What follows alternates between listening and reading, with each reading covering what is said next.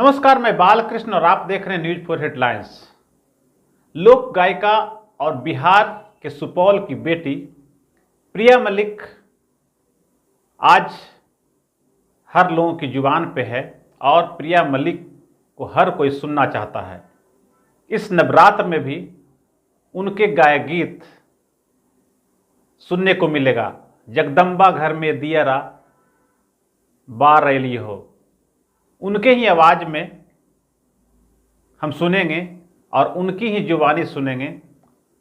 News for headline से खास बातचीत में प्रिया मलिक ने अपनी बातें साझा की और कैसे वो इस फील्ड में आई और कैसे बिहार के सुपौल से निकलकर वो मुंबई तक पहुंची और आज उनका कैसा सफ़र है।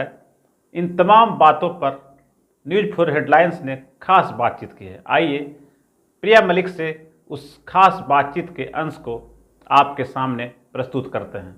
जगदम्बा घर में दियरा बाहर एलो है, जगतारण घर में दियरा बाहर एलो है, जगदम्बा घर में दियरा मैं डसले बिया नगिनिया रे ननदी भैया के बुलादा।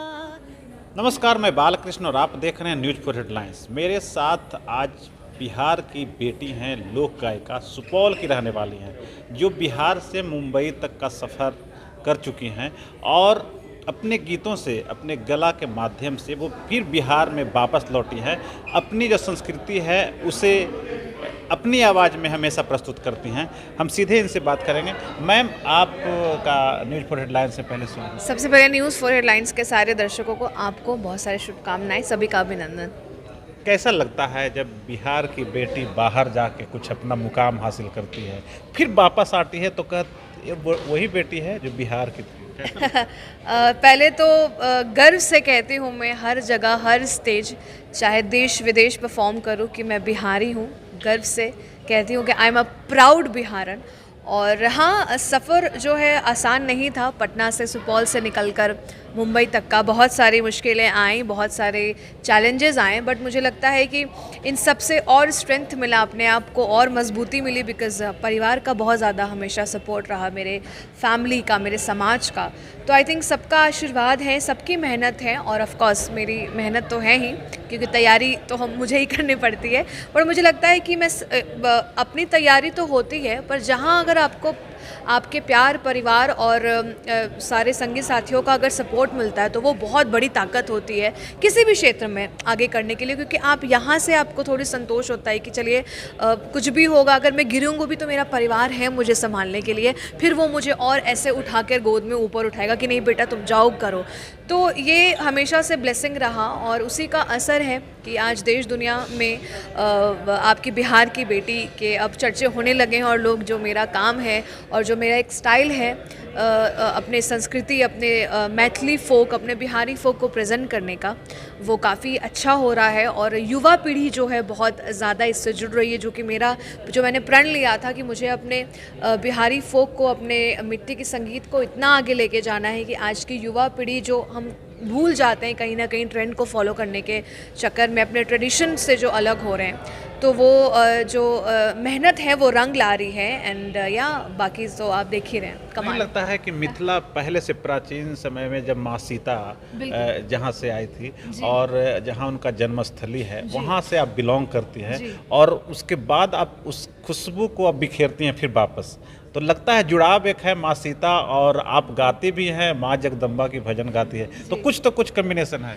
बिल्कुल, मतलब जैसे मैंने कहा कि हम बचपन से जो है मेरे मम्मी पापा बहुत ज़्यादा कल्चर को लेके, बहुत ज़्यादा पूजा पाठ, हमेशा घर में रहना। जैसा कि मैं हमेशा अभी भी हर जगह मेंशन करती हूँ कि हमारे जब समर वेकेशंस होते थे या विंटर वेकेशंस होते तो हम गाँव जाया करते थे। मतलब हम कोई हिल स्टेशन नहीं जाया करते थे, कहीं अलग, मतलब मनाली हो गया या इतने सारे हैं पहाड़ के इतने सारे जगह हैं, हम जाते थे गांव, स्पेशली दशहरा में जाते थे, क्योंकि हमारी वहाँ कुल देवी है, वहाँ पे एक पूरा 3-4 दिन का भव्य जो है वो पूजा होता था। सारे हम लोग परिवार पूरा आंगन बैठते थे। और हालांकि उस टाइम तो मैं बहुत बच्ची थी जब मेरे दादाजी गुजर गए थे, मैं मात्र 2-3 साल की थी। मेरे दादाजी हमेशा जब भी मुझे गोदी में बैठाते थे वो मुझे बाबा विद्यापति जी की रचनाएँ सुनाते थे। तो मुझे लगता है कि मेरे कानों में मेरा जो आसपास माहौल ही था वो बहुत भक्तिमय था और मिट्टी से जुड़ के रहना, क्योंकि मुझे इतना ज़्यादा मुझे जुड़ा हो गया था कि मैंने अपने मम्मी पापा को बचपन में कभी बोला ही नहीं कि मुझे कोई दूसरा हिल स्टेशन, मतलब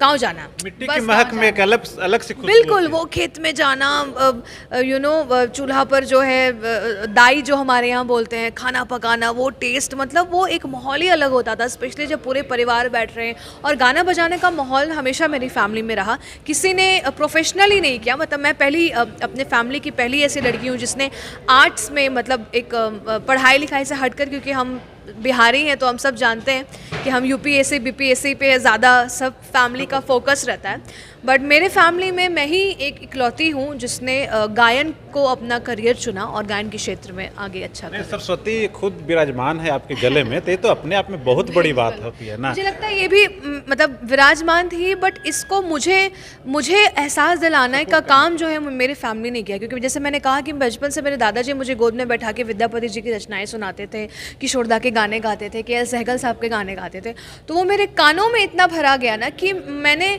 मतलब मुझे सोचना ही नहीं पड़ा। मैंने बहुत कम उम्र में सीखना शुरू किया था, मैं सिर्फ 6 साल की थी, उसी वक्त मैंने क्लासिकल की शिक्षा शुरू की। और 6 साल की उम्र में ही से मैंने डिसाइड कर लिया था कि मुझे अगर अपने लाइफ में एज अ करियर चुनना है या कुछ बनना है तो मैं गायक ही बनूंगी, उसके अलावा कुछ नहीं बनूंगी। अच्छा, अब सबसे जीवन के सबसे फर्स्ट कौन सा सॉन्ग, किस तरह का गीत आप गाते?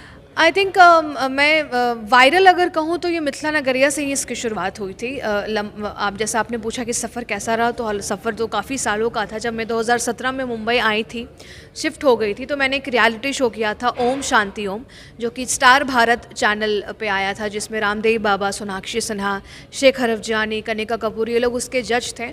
और वो इंडिया का पहला स्पिरिचुअल रियलिटी शो था। आप कनेक्ट देख रहे हैं, मतलब मेरा एक अगर कमबैक भी हुआ, मतलब एक जो मुझे पहचान मिली तो वो भी भक्ति संगीत से ही मिली। तो मैं हमेशा से अपने आप को ब्लेस समझती हूँ। और उस शो की मैं उपविजेता थी, आप अभी भी हॉटस्टार पर देख सकते हैं उसके पूरे एपिसोड्स। तो वहाँ से जो है फिर मुझे लगा कि नहीं, लगता है कि मतलब कान्हा, क्योंकि मैं बचपन से कृष्ण भक्त हूँ, तो मुझे लगा कि कान्हा ने मुझे इशारा दे दिया है कि मुझे किस ओर जाना है। तो बॉलीवुड में मेरा अभी जो डेब्यू मेरा जिस मूवी से हुआ था वो भुज मूवी में मेरा एक गाना आया था। बट बॉलीवुड तो है ही, वो हमेशा रहेगा, क्योंकि बॉलीवुड ने मुझे बहुत नाम, बहुत सम्मान दिया है और आगे भी मैं बहुत आर्टिस्ट के साथ काम कर रही हूँ।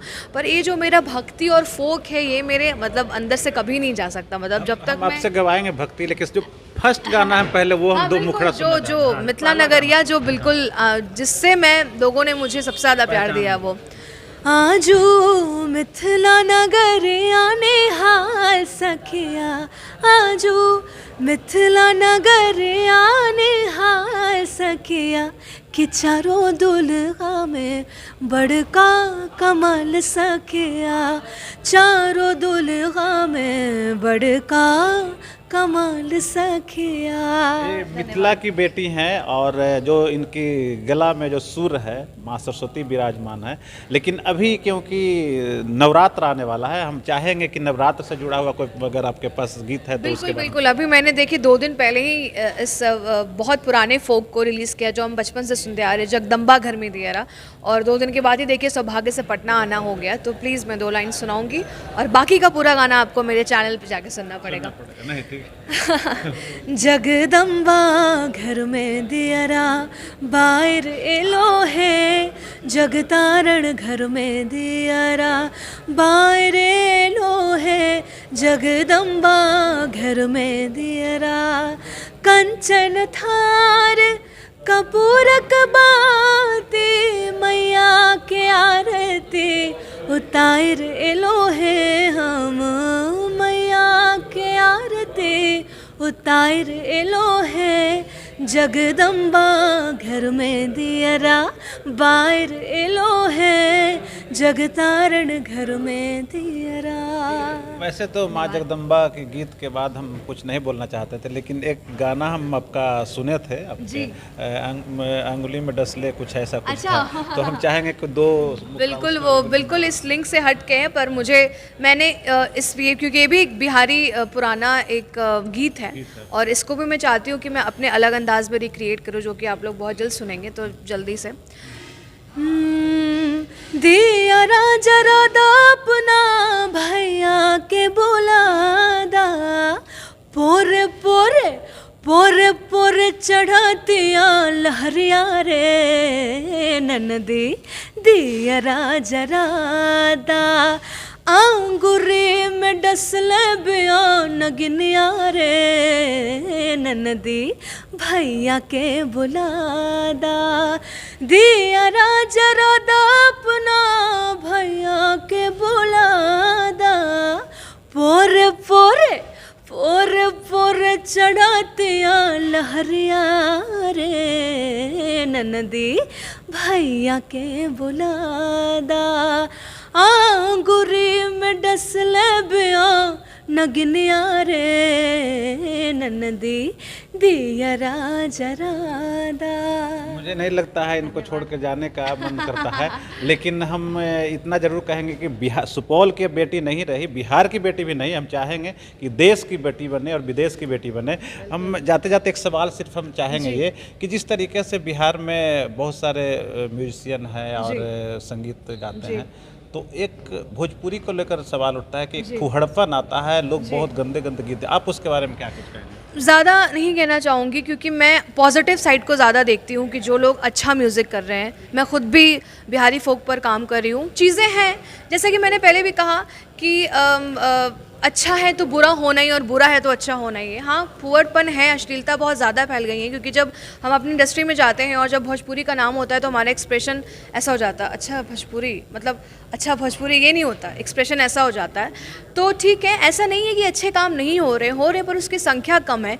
जिस दिन संख्या अभी ऐसे हो जाएगी तो मुझे लगता है कि अच्छी चीज़ मतलब गंदगी ज़्यादा दिन तक नहीं चल सकती है, वो सफाई होना ही है। और हम अगर पुराने की बात करें, शारदा सिन्हा जैसी महान स्वर कोकिला जिनको हम कहते हैं, फोक गायिका इतनी बड़ी, उन लोगों ने बहुत काम किया है भोजपुरी पे और बहुत एक से एक गाने दिए हैं।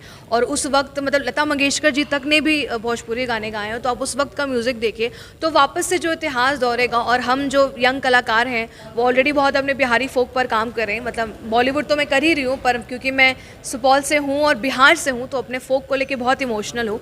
तो मुझे लगता है कि हम लोग लगातार काम कर रहे हैं और लोगों का रिस्पांस भी अच्छा मिल रहा है। तो इसकी संख्या जब हम जैसे और भी कलाकार जब जुड़ जाएंगे ना, कि अपने बिहारी म्यूज़िक को उस एक सिर्फ राष्ट्रीय नहीं अंतर्राष्ट्रीय स्तर तक लेके जाना है, तो डेफिनेटली वो आपको मतलब दिखेगा, जलवा दिखेगा ही, और डेफिनेटली वो फिर अच्छे गाने और अच्छे म्यूज़िक, अच्छे शब्द खुद ब खुद दिखने लगेंगे।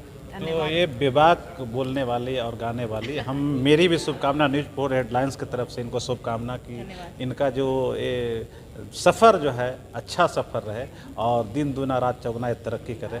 आपका बहुत बहुत धन्यवाद। बहुत बहुत धन्यवाद, बहुत सारी शुभकामनाएं और नवरात्रि के लिए अभी से बहुत सारी शुभकामनाएं। धन्यवाद।